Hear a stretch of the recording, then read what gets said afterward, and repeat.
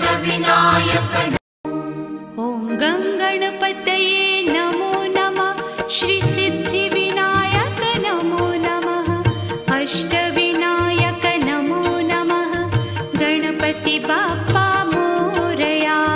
गं गणपतये नमो नमः।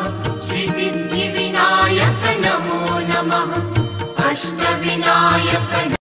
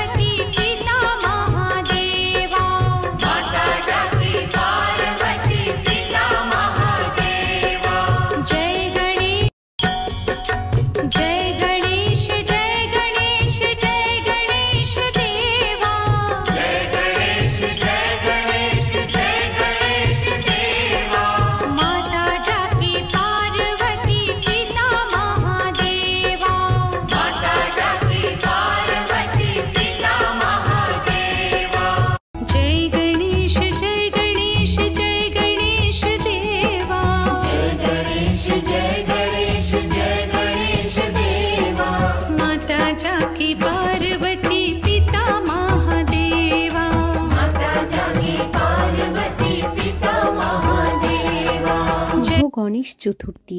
প্রথমেই একটি পাত্রে দূর্বা ও লাল চন্দন দিয়ে গণেশজিকে বসিয়ে আমি প্রথমে অভিষেক করিয়ে নিয়েছি। একটি জায়গায় আতপ চাল দিয়ে তার উপরে লাল আসন পেতে নিয়েছি এবং একটি পান পাতায় সিঁদুর দিয়েছি সুপরি, চাল, একটা কাঁচা হলুদ, একটা কাঁচা টাকা ও কিছুটা দূর্বা।